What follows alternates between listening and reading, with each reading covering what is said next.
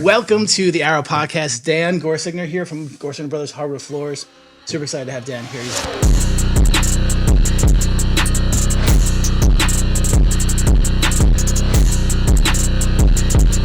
So why don't you start off by telling us a little bit about what you do for business? All right. So my company is basically a interior construction company. We specialize in hardwood flooring. We have a retail store in Homedale. We sell hardwood flooring, install, sand and finish, both new and existing, stair work, rail work, interior trim work, paint work. So primarily your finish work on the interior of your home. Nice. Awesome. Yeah. And, Dan has been doing a lot of stuff for me for years. He actually built this little podcast room here for us. This beautiful wall you see behind us is something that his team put together for us. Yeah. If I knew that it was going to be showcased in this way, I might have, I might have done it better. There you go. You might have cared a little bit. Also, we had a flood in here. So, they redid the floors. They had sanded and finished the floors upstairs. Great job. High quality. And I, love doing business with people that, give a shit about what they do and the quality is there. And that's why, I personally enjoy really working with you. So when did you start Gorsegner Brothers? Tell me about when you got into the business. I know it was family owned. When did it start? And then when did Dan start getting involved? So technically the business started in 1951. My grandfather came back from World War II. He was a heavy machine operator. Had a medical condition that didn't allow him to operate anymore. And his cousin actually was sanding and finishing hard floors, kind of taught him how to, basically taught him the trade. From there, he grew the business to a point. They were always like a contractor-based company. And it was, hardwood flooring at that particular time, it was more functional than it was cosmetic, so it wasn't like a valued entity in your home. It was more just something that you necessity, walked on. Right? Yeah. So with that, my family grew up pretty poor. So my father and my uncle got involved in the business very early. It was more out of necessity than it was anything else. So they would go and help their dad on weekends after schools, that sort of thing, to try to help feed the family. When my father and uncle kind of took it over in the early 70s or the mid 70s. It still was kind of the same thing, but they really turned it into more of a retail store. They started doing less contractor work, more retail work. So I'd say like the mid 80s was a bit of a turning point for them. Bad economy in the beginning part of the 80s. They kind of struggled through that, but came out better for it on the other side. They kind of transitioned out of construction work and started doing more retail work. They grew it to a certain point, and I started working for my father when I was a little kid. I mean, these got pictures of me sitting on a sanding machine, while they were, working. And I can remember as a kid tearing out carpet and scraping corners and, after school and weekends and hating every moment of it. Right. But, I'm never going to do this for the rest of my life. For a very long time into my 20s, I'm like, I'm never going to do this. Right. But so I started getting more involved in the business. Actually, like in college, I worked for a contractor because I was making a whole lot more money doing that than friends of mine that were bartending and stuff. And I could, work for a couple hours on a Saturday and, it would hold me over, give me beer money for like the better part of the month as opposed to, working for $7 an hour. But I really got more invested in the business in my early 20s. You were getting paid like $7 an hour. I worked at a hardware store. I was getting $5 an hour under the table. That's fucking crazy. Imagine making that now. My daughter dishes ice cream for $15 an hour. It's like, it's tough to, I have a hard time with it, Yeah. It's a little crazy. I can still remember working with my dad when we were kids, 25 cents an hour. Like that's what he would pay us, 25 cents an hour. That's crazy. Yeah. So like 8-hour day, you'd go home $2. I don't know if he actually ever paid me either. I think it was more of like I think you should go back and ask. I might. Like, Dad, what the fuck? Yeah. I would be like, listen, this is what the IRS does. Right. Exactly. They do an audit. They get you for interest. They get you for penalties. I think my 25 cents an hour is going to be pretty spicy. Right. Yeah. 40 years later. Yeah. So I went to college. Got my degree because I swore that I was never going to do this. Right. And to my parents' credit, they were always like, don't do this. Like, this is not an easy business. This is not something that we want you to get involved in. My mom was a teacher, very smart woman, and wanted me to do something else other than this, you know.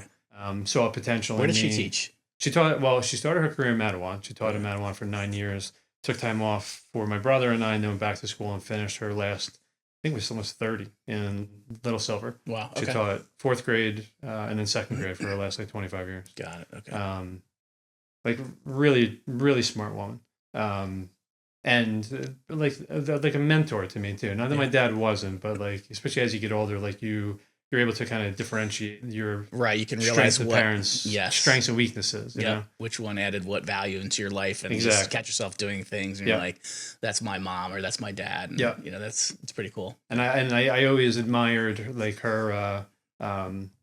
I always admired her intelligence, but her humility too. Like she was never, and still to this day is not one of those people that like, you know, you can have a very intelligent conversation with her, but she's not the kind of person that's like trying to berate you as to why it is that she's right. You know, she's got a very like soft way of influencing. Like, yeah, exactly. Yeah. You know? Cool. So to their credit, they really tried to get me to do something else, and I did. I got my degree. My degree is actually in kinesiology, which nobody ever knows what that is. It's basically study of human movement. Okay. You have two tracks. You're either pre-med or you become a phys ed teacher. Pre-med was not on the cards for me. So I was like, phys ed seems like a thing I could probably wrap my head around. Right. I did that for a couple of years. And I think after the first kindergarten, I had Pete and hula hoop. I'm like, I think I'm out. Oh my God. That was on my second day of teaching too. And I remember I was still living with my parents. And I came home. My mom was super excited because she's a teacher, and you know now we're kind of doing this thing together. Right. How was your day? And I'm like, I can't fucking do this for 25 years, man. There's no way. But I hung in there for about 4 years. Like, and I actually enjoyed it. I liked it. I liked the kids. The teaching became something that I just got bored. Right. You know, like I feel like I need to be engaged in what I'm doing, and that just didn't engage me at the level that I really wanted to be. And at the time, I was working for my dad kind of part time. So I would teach, and then I would leave teaching, and then I would go stay in the bedroom somewhere for my father in the afternoon, and and then I found myself kind of enjoying that more, and I guess that was kind of the start of it. And then my wife Andrea and I got married. We're still teaching, and then at some point I was like, you know what, I feel like this is not where I want to be.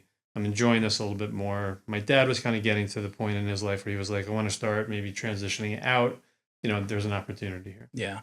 So what was that like actually working with your family? Like we deal with a lot of family owned businesses here, and especially third generation, which is, ironic. And generation number 3 usually isn't passionate about, the business as much as generation number 1 is, and even sometimes number 2. So finding like that love for what you do is really challenging. And then especially working with your family has its advantages, but also its disadvantages, right? Oh, definitely. So yeah. So what was that like? Was that easy for you to work with your father and your family? Was that an easy transition, getting the family out and taking over the business? Tell us a little bit about that. So it was, it was a long transition, right? So I feel like when I started working for my dad, for my father and my uncle, one of the things that really kind of drew me to it was this sense of family. Like I was very proud of our family history, like what my grandfather had done, what my father and uncle had done. So when I came into the business, I was there was just a real sense of pride in it, Yeah. Yep. And then you get into it, and then you start working, and and the day to day becomes more of a challenge because like now you're dealing, it's your father, it's your uncle. There we had other family that was involved in it, and when you start working much more closely with everybody, you start to see the idiosyncrasies of everybody and how they kind of get along. And I also think like when you're outside of a business, like you have a vision of what it looks like, right? And then you pull the curtain back and you're like, oh, this is a bit of a shit show, right? Yeah. Especially third generations, we find that like not too much evolution happens within the organization from a process standpoint. Yeah. Right? So you're coming into this shit show, as you say. Yeah. And everything is done, like in an antiquated way. Yeah. So, there was probably a lot that you changed just jumping in. So when I started, it was more of like it was a management role, but I didn't have much to do with the running of the business, or my dealings were more like day-to-day operations, managing the crews, quality control. I was out on the road most of the time and didn't have much to do with the other side of it.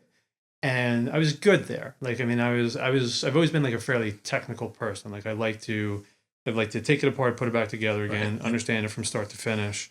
And then when I do, like, I'm perfectly comfortable jumping into whatever situation. So I was very hands-on, worked with my install teams, worked with my sand and finish teams. And I like doing that sort of thing. And then when there became more of a need to start to work on the management side of the business, I think that's when things started to get a little hairy, and a lot of it was to do with the fact that, like, you're dealing with all these different personalities too, right? My dad's got a big personality. He's not a big guy, but he's got a big personality. And he's very demanding, and he's not easy to work for, and I knew that going into it, but when you don't do it on a day-to-day basis, you know how much of an impact it's actually going to be. Yeah. Right? Yeah. Yep. And then when you get into it and you really see, like, not just how you're feeling in that situation, but you also see everybody else's reaction to it as well. And it changed the relationship that he and I had. It made it much more business and started to take away from the personal side. Right. Yep. And then the other family members that were involved, they kind of dealt with my dad in the same way. Like, you had to pull back on the personal side to be able to do your job and do it well. But then there's also, and my dad was like the king of being able to, like, separate one from the other, like, yell and scream at you, and then the second we walk outside, like, hey, you want to go grab a bite to eat? Right. And you're thinking to yourself, like, fuck you, are you kidding Right, me? exactly. You just ripped me apart for something that was completely unnecessary. Right. Now you want to go hang out? I want to punch you in the face. Right. Yes. So that was tough. Like, Right. that was a difficult transition, and that didn't really ever get easier. Yeah. Because he's just, He is who he is. he is who he is. Yeah. And, like, the good and the bad, like, Right. he is who he is. And the same thing with all my other family members, like, everybody was who they were. So then there's not and they had done it for a very long time. And now here I am, the new guy, third generation, young kid coming into a, like, fairly well-established business, Mm-hmm. and saying, like, well, wait a minute, I don't understand. Like, why don't we do this? And they're like, because we don't. Shut up. Right. Okay. And then, but you're looking at a situation but that doesn't make any sense to me. I don't understand. Like, why would we do that? Right. And it's not in my personality to just, like, sit back and shut up. Right. So that creates a bit of tension too, when you are trying, when you can look at it from 20,000 feet and be like, but that just doesn't make any sense. Why are we doing that? Right. And wanting to, and having your goal to be, make it better. Right. Like, I want to continue this. Right. And I think one of the biggest challenges that we had was and at that point, did you have, like, aspirations of running that company, taking it over? Did you ever have that conversation with your dad? Like, I want to own this business one day, or was that, like, even assumed because you were getting into the business that one day you would be running it and it would all be yours? Or as I remember the conversation, because you got to remember too, like, my father and my uncle were partners, right? Yes, so there was a 50-50 split, but when I got into it, we discussed it, but it was a little vague. It was kind of like, this is the direction I would like the business to go, and kind of like, if things, when they maybe kind of, but I kind of thought to myself, like, he wants to get out of it. I want to get into it. At some point, there's going to be an opportunity, even if it's, like, whether it's due to retirement, whether it's he passes on, whatever it is. Like, I know that there's going to be a period of time when I'm going to have much more of a management role, not an ownership role. Right. So when I met you,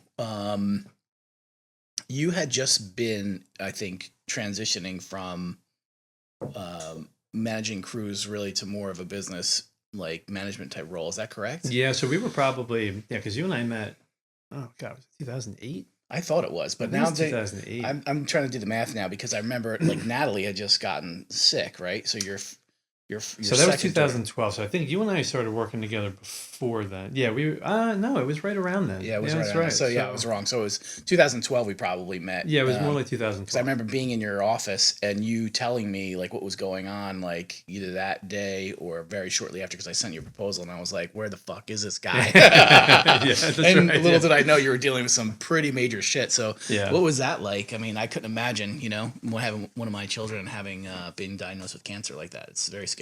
Yeah. Yeah. It's, I mean, it was 2012, August 16, 2012. So, I mean, thankfully it's been a while. Yeah. And, Yep. And I'll start off by saying that my daughter's, doing very well, thankfully. Mm-hmm. But yeah, I mean, it was, it's an absolutely awful situation, right? I mean, it's your kid. So, I mean, on one hand, like, you would do anything to take that pain away from them. So on a personal level, like, you're very, very focused on, trying to do whatever you can, which is honestly nothing, Right. right? Like you're completely powerless in this situation. Right. And you find yourself having to trust people that you don't know, Right. making life and death decisions about something that you really don't understand.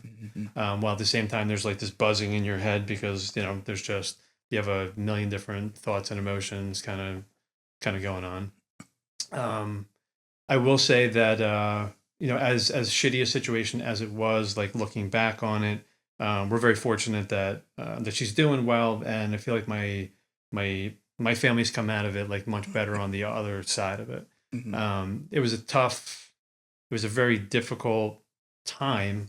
And especially since I had really just kind of bought the business from my dad 6 months before. Right. So I was also in a bit of a transitional role in running the company, and we were having a difficult time with, I was in a new partnership, so I was working with my uncle, Right.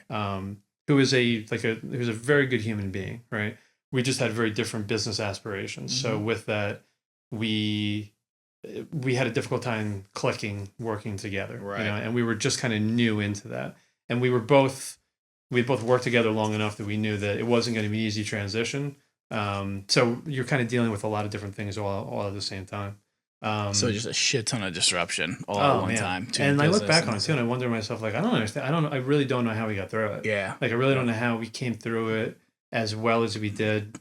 I'll give my family members that were with me at that particular time credit for doing what they did, because they had to take on like a fair amount of that load. Right. While at the same time, I also found it very therapeutic to like just get away from it. Right. Yes. So like I would leave the hospital, where we were in and out of the hospital for the better part of like 2 years, so we'd have weeks where we would be living in the hospital and then we would be home, but she would be in clinic, and then she would have an emergency room visit that would turn into 3 days in the hospital. And there was just a lot of back and forth. While at the same time, you're still trying to like run and manage a business. Right. Yep. And most of my stuff is out on the road. So like I'm meeting with clients and I'm doing estimates, and you're dealing with the issues that they may have, and you're trying to carry a certain level of professionalism while at the same time being like, do you think I give a fuck that you guys scratching your floor like my kid's in the hospital? Right. Exactly. Definitely puts things in perspective for sure. Right. Yeah. Yep. But you can't use it as a crutch either, right? Like, because one, I would never want,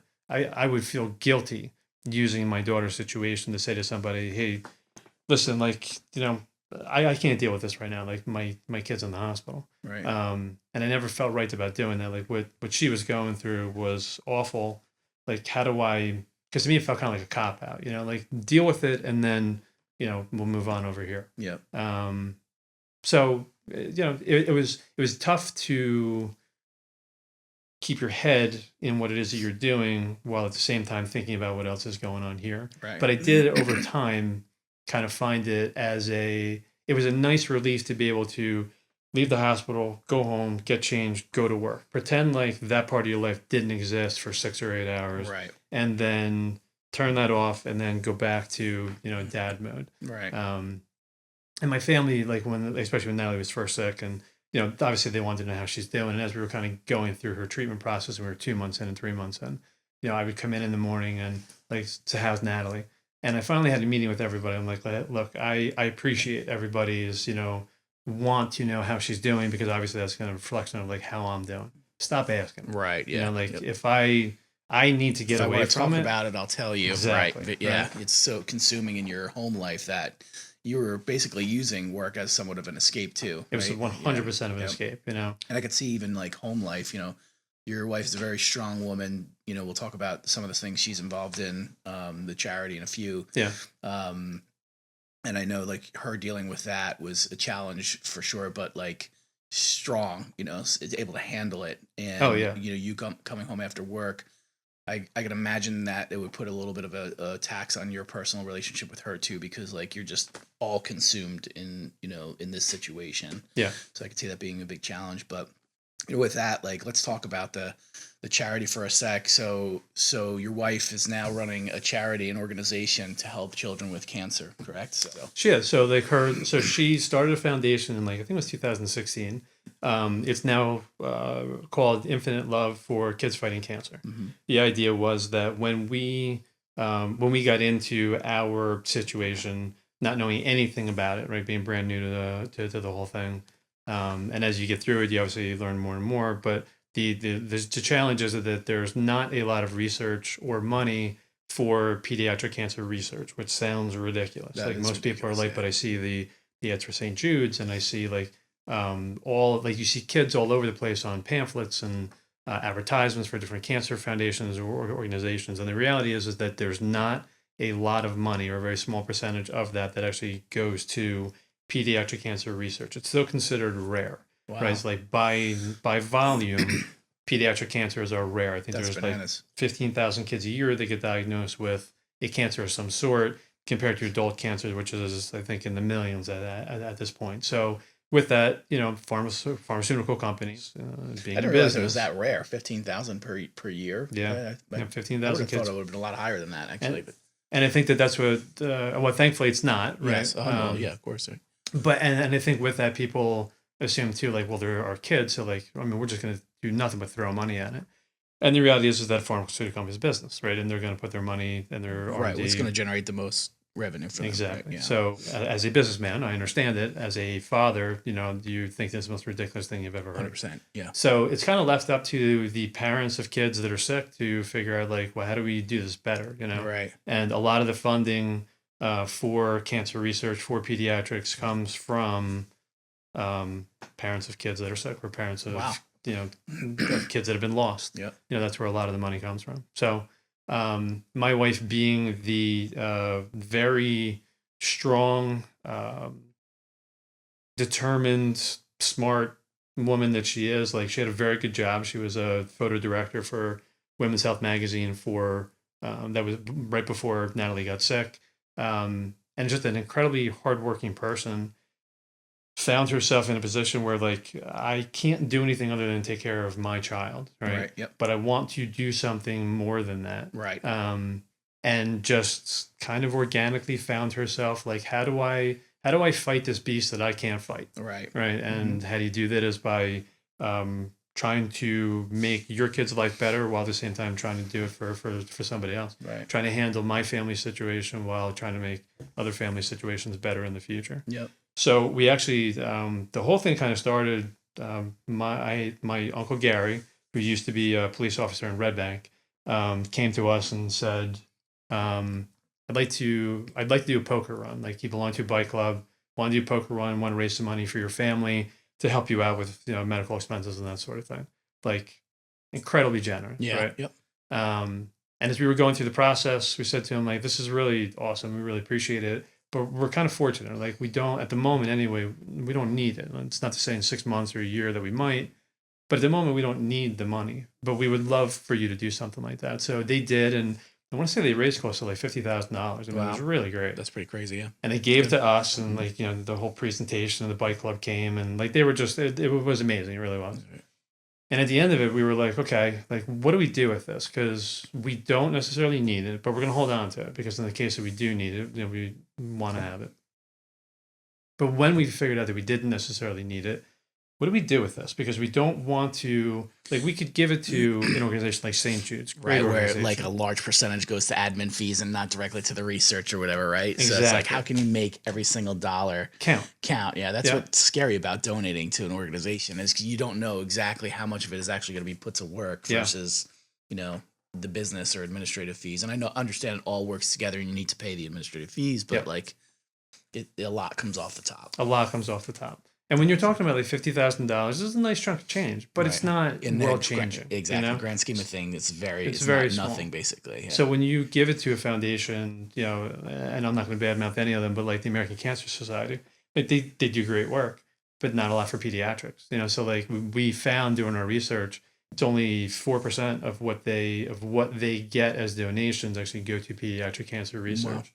Wow. But if you look at all their pamphlets, like, there's kids, and they use them in their advertisements, and we didn't like it. We just found it just in bad taste. Mm-hmm. And we wanted to be specific with our money, to see what was the best thing that we could do with it. So again, my wife, being the kind of person that she is, she took a deep dive into it and just found that there was an organization in Marlboro that seemed like they were doing some really great work, and that's kind of where we started. And then she worked with them for a couple of years and just decided that she wanted to do her own thing. And it's really cool. Like I don't think like people kind of look at it as like, oh, it's really nice. Like you raise some money, you help some families. And if they really saw like her day to day, I mean, I'm a business owner. I have 32 employees. Like we got a pretty good thing going. Right. I don't work anywhere near as hard as my wife does. Right. And I can say like I'm good at what I do. Are you saying that because she's probably going to watch this? Is that why you're saying this? Did you hear that, honey? I said in front of people on a podcast. There's proof now. There is proof now. And she's better at what she does than I do. And I feel like I'm pretty damn good at what I do. Right, Like there's just like, I feel like that sense of there's something, I'm doing something bigger than me. Right. And it's not just for me. It's not just for my kid who thankfully is doing well. But like, I want to change the world. And like, I can only do so much, but like every day, like that's how she goes into her every day is like, I want to change the world. Even if it's only like for one person in this little tiny microcosm that I can help them with, like, but her goal is to change the world. That's fascinating. It's cool. Yeah, it really is, cool. So how do you start your day on a daily basis? Like what does a day in the life look like for Dan? You wake up and then what happens? Tell me about like the whole day. What's that look like? I mean, I lay by the pool, Mai Tai, we have lunch at some point. Hot tub. Little hot tub. Mm-hmm. So I'm an early riser. I like to get up early. So my alarm usually goes off around 4. I'm usually, rolling out of bed 4:15, 4:30. And I like the quiet of the morning. And I feel like I've also found over time that I just work better earlier in the morning. So usually at my desk by 4:30, I'm hitting the books for like, about an hour and a half until 6. Mm-hmm. Enjoy, my coffee and the quiet, and like the dog's not even up yet. So it's just kind of me and that's it. And then I usually get a workout in. So between 6 and 6:30, I like to get a workout in every morning, just kind of get the juices flowing. And it also kind of like, it helps to kind of calm me down a bit too, because when you get into your day to day, like you start getting revved up. I'm nuts. As soon as I wake up, I'm nuts. Yeah. I gotta it's like, you got to do something to kind of bring it down a little bit. So I get a little jazzy doing work, and then I got to bring it down a little bit. So I get a workout in, showered, get dressed. I'm usually in the office by 7:15, 7:30, depending on what the day is like. And then from there, it kind of depends on like what is the, what's on the agenda for today. It could be 4 appointments. It could be 12 appointments. It could be no appointments. It could be a podcast. It could be lunch. What's nice where I am right now is that it's a little bit different day to day. Right. Which is also a little maddening sometimes, because I'm a very structured person. Like I like a schedule. Right. I like to know that my 9 to 10 is, my 11 to 12 is. And so like right now anyway, it has taken a little bit more organization to kind of like keep my day on track to like keep productive. But I feel like my like 3 hours in the morning is like the favorite part of my day. Yeah. So I was going to ask, like, what do you do for mental health, right? So like it's extremely stressful running a business, especially a multi-million-dollar organization like yours. You guys are busy. You're doing very well. You're successful. Sometimes that can hit you, right? So what do you do just to make sure you don't jump off the Driscoll? Yeah, which is it's tempting periodically, So exercise has been a big thing for me. I mean, I've always been an athlete growing up, but working out for me has always been it's given me an opportunity to just kind of level myself. As I'm getting older, obviously, like you don't hit it as hard as you used to, but I walk a ton. I try to log like between 20 and 25 miles a week. Wow. And so it's either like if I can squeeze in an hour first thing in the morning. I will. Most times it's not in the morning. Like I try to save it for like the afternoon and the evenings when when I've gotten to a point where I need to kind of level myself out a little bit. Yeah. And I'll do like an hour walk, a 2-hour walk, whatever's necessary. I also find like I just process better. Yeah. Like when I'm walking, like I think better. Yep. I enjoy like Makes I'll sense. put my earpods in and I'll be on calls while I'm walking too sometimes, because it's just like you're moving and you're thinking, and I just find myself more productive during that time frame. At the same time, that it also helps to level me out. Yeah. It's the most underrated therapy, in my opinion. Oh, you have to work out. I get 3 or 4 days in a week now, and it's not even enough. Yeah. I wish I could do it 7 days a week. And it's just a matter of having the diligence to put it on a fucking calendar and stick to it. Right. Yeah. There are plenty of mornings you wake up and you're just like, not today, man. Right. But then, Especially now, it's starting to get cold and dark. It's so oh dark. yeah, You're like, I don't want to do this. I don't want to do it either. And I purposely, like, I built my gym in my garage, and I didn't make it climate controlled. Right. So it's like, it's I don't know, like there's something about being hot when it's hot and being cold when it's cold. Mhm. And it's early in the morning and you kind of got your hood up and like everybody's still in bed and I don't know, like there's something raw about. Well, yeah, you have to get comfortable being uncomfortable, right? Exactly. That uncomfortableness is tremendously beneficial for everybody, but specifically business leaders, because you need to be able to handle anything, right? Yeah. So getting the shock, dealing with all these challenges on a daily basis, but like putting yourself through that physical challenge is extremely important for us, and I think also very underrated. So yeah. It's a whole new opening. I never even didn't consider that. I learned something. Yeah, I'm learning something about myself. Yeah, there you go. Yeah, you ever try ice baths? Jump in an ice bath before? Not an ice bath per se, but like not too long ago we got a hot tub, and I do enjoy like a little hot tub time. Then going into the pool. After. So definitely not a hot tub experience. So I've never personally have done it, but like it is. I know based on research of my friends that are doing it, like you do that, and it's a total different like world. Inflation's great, but also just like that shock and what that can do for you mentally. It's really beneficial. So. Yeah, my wife likes the hot tub at 104 and the pool at 97, so I don't think it's much of a much of a transition from one to the other. Yeah, exactly. yeah. So my ice bath is at 96.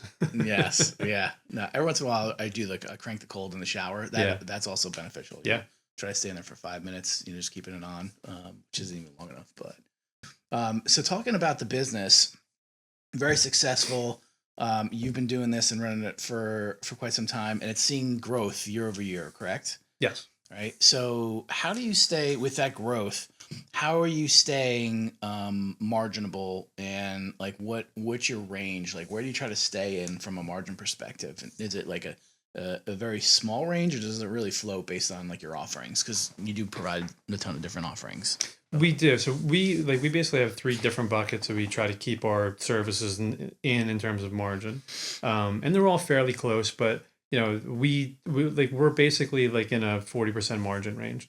Some of our offerings are more like 45 to 50. Some of them are going to be more in like the 30 to 35, depending on what it is. But as an aggregate throughout the course of the year, we generally maintain like a pretty consistent 43% margin.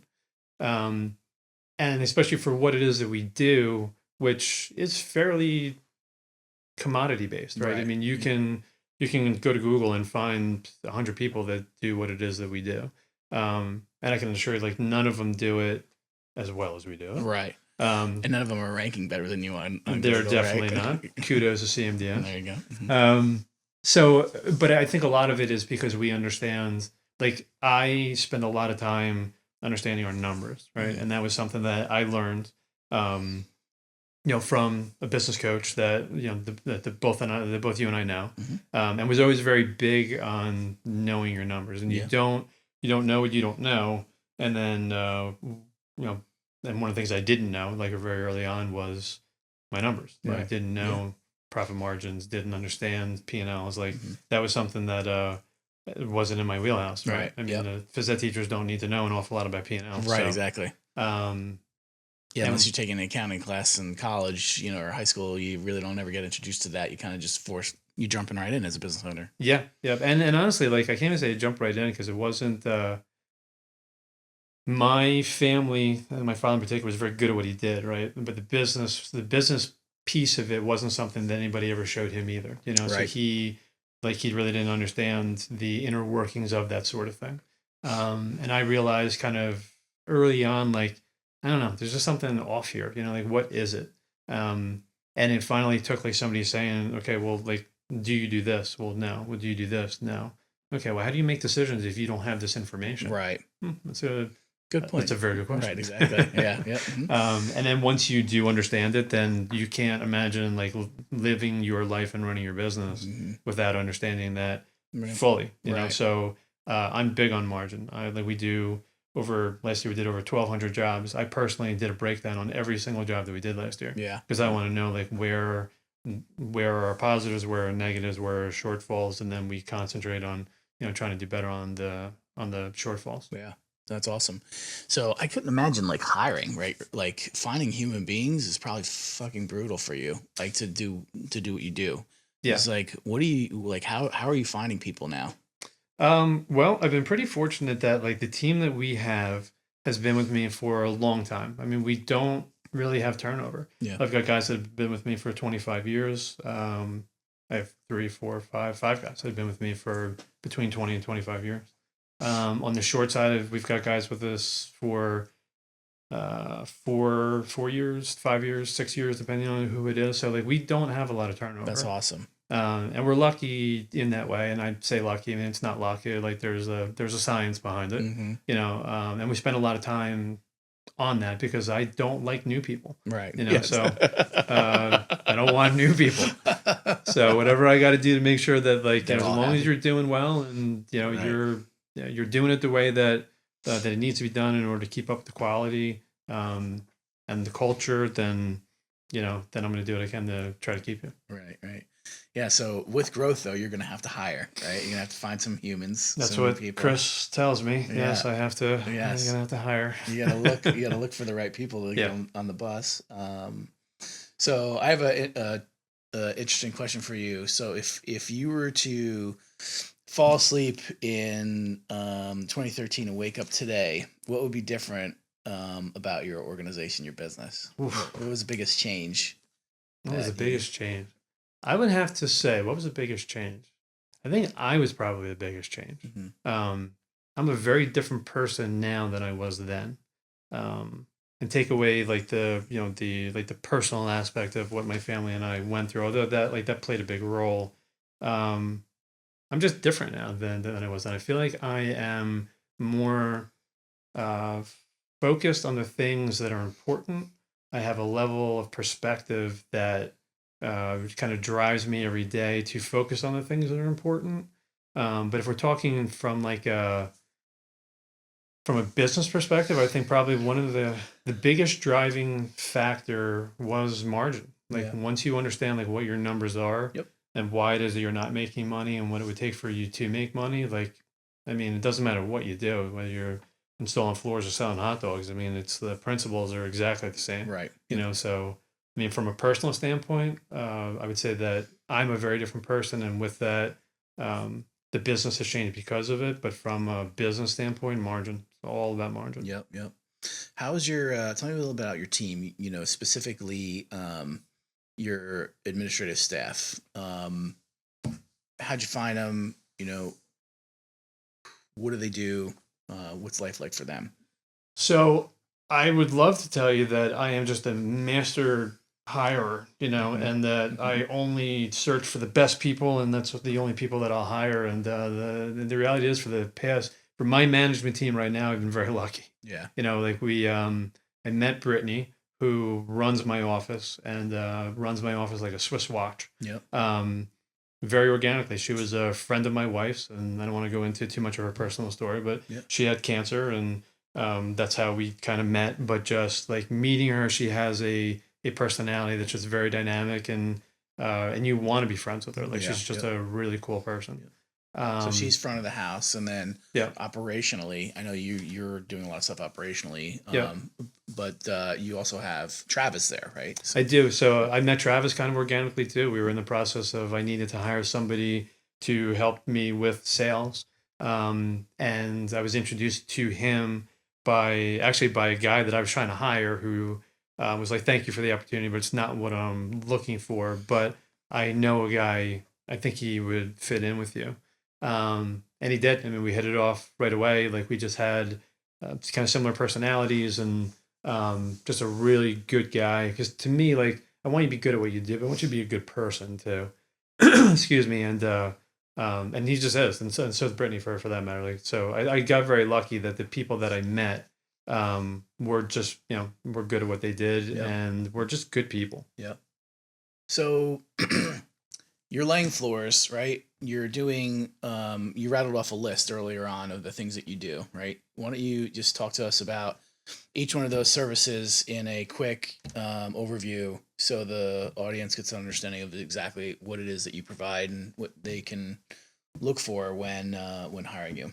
So we specialize in hardwood flooring. That's how the business was built. Right. We sand and finish existing as well as new. We have a retail store in Homedale, so we sell new flooring. That Install also that acts flooring. as like a showroom, right? Invite only kind of showroom, is it? Yeah, it's kind of like a design center. So we Right. want to be able to bring people in, give them the opportunity to see it, touch it, feel it, smell it. Right. Yep. And then with that too, also it's a way that we're also able You to ask people to come and smell your wood. You'd be surprised. You'd be surprised. You know, people like you almost like kind of catch them at the corner of their eye. They're like leaning in a little bit. I'm like, yeah, go ahead, smell it. Right. Giving it a bite, tasting it. Listen, man, we're dealing with the general public. Man, some of them are a little off. Right. Exactly. Love all my customers. You should video everybody that smells the wood. Right. Just to get like the true, like, especially when they find something that they weren't expecting. I'm like. Like either like, oh, that smells nice, right? Yes, or exactly. oh god, what the hell was that? Yeah, there there could be something there from a marketing or advertising perspective. Yeah, you ever see? I don't know. I forget what the commercial was years ago. It was I shipped my pants. It might have been Kmart or Walmart or one of those companies. I do remember. It was like going around from people just interviews. I shipped my pants. And oh, that's right. Yeah, it was. I forget. I do remember that. It was a long time. It was a long time. Yeah, it was a funny commercial. But it was hysterical. Yeah, it was good before you could say the things you could say. No. Right. Well, exactly. You could get away with a lot of stuff back then. Now everybody's got a crab in their ass, but yeah, we might be able to do something there. That'd be funny. So we'll talk about that. Yeah. So people are coming in, they're smelling your wood, and then it's not just hardwood floors, obviously, right? Yeah. So what are the other products and services you offer there? So I would say maybe 10 years ago, we got into doing stair and railing rebuilds. We don't do it for new construction, but if you have an existing staircase. We'll renovate that existing staircase. So removing and changing out stair treads, like new posts and new rails and new spindles. And that's become a big part of our business. And then the architectural trim work, replacing interior doors, doing new base moldings, new casings, crown moldings. We get into panel moldings and stuff as well. And then just recently we've added painting. Interior paint work is one of our offerings as well. Mm-hmm. And what we were trying to do was because I have people say to me all the time, like, oh, like you're basically a general contractor. I'm like, no, like we found our bucket, right? And we will add to it if it makes sense for us to do it. Right. But then we're also very cognizant of like, don't go outside of your box. Right. Right. Like, can we do it? Absolutely. Do I want to do it? Not really. Right. I like I kind of jokingly say like I want a motto to be like get in, get out, get paid. Right. I don't want to be the guy that's in your house for a month. Yep. I want to come in. I want to do our job. I want to do it well, and then I want to move on. Yeah. What do you do to assure like the clients are satisfied and they're happy every single time? I can imagine dealing with consumers on a daily basis is a little challenging, right? Because everybody has a specific idea of what the ideal outcome would be, but it's really hard for a person to articulate what the ideal outcome should be. Yeah. So you're doing your best at being preemptive and telling them what life should be like after doing business with you, but there's always that uncertainty that exists there. So how do you work with your clients before, during, and after the process to let them know that life is going to be better and that they're going to experience something awesome after they're done using Gorsegner Brothers? So I feel like our focus, especially lately, has become client-based, right? Like we really want to make sure that the client understands the process and what makes us different, because our process is different. So what makes our process different? And our process is designed around providing them with the best product at a great quality, but making sure that it's also like these are people's homes, too, right? So it's a personal thing to let somebody in your house. And it's an intimate thing to let somebody in your house. So making sure that the process is as least invasive as we can possibly make it, but still obviously do it that you need done and do it efficiently. Right. I often feel like sometimes like people are their own worst enemy. Yeah. Like they want this done, but we can't get out of the house until 9:15, and then there's my cat and my dog. Nobody's ever concerned about their kids, but the cat and the dog, and we got to be back by 3:00. And it's like, I understand all of that, but you need to understand too, like this is a process that you're choosing to do, and this is kind of the parameters that we need to do it within. Yep.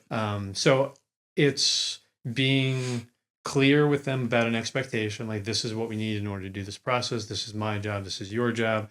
And then just staying in constant contact with them, which is hard. Yeah. Right. Like people are busy and they don't necessarily they want to be involved and they want to be involved, and then they want nothing to do with you. They just want you to kind of figure it out and do it. Yep. And then people are also, everybody is very different. So you'll get one client that is like great to work with because they're communicative, but then they'll leave you alone. Yep. You get other people maybe that they've are been just, through the process a few times already, so they know what it's going to be like, right? As opposed to this being their first rodeo. Yeah. You know? So we try to stay in constant communication. So, we have different apps and stuff that are designed for us to be able to do that sort of thing. But I think a lot of it is just like setting an expectation, clear expectation, like from the very beginning. And then just, meeting that level of expectation through the process. Right. Yep. So, and if I could add to that, because it might be like a small plug here for CMDS. Somebody told me that you also need to stay in touch with your clients, like well afterwards as well. Right. Exactly. And they recommend, emails and blogs and, right, all that stuff, and so on. So, a good friend of mine taught me that. There you go. Yeah, thanks for that. Thanks for that plug. Yeah. So we've been working with you for a long time on marketing, social media. Used to do social media for you, writing blog content, paid search.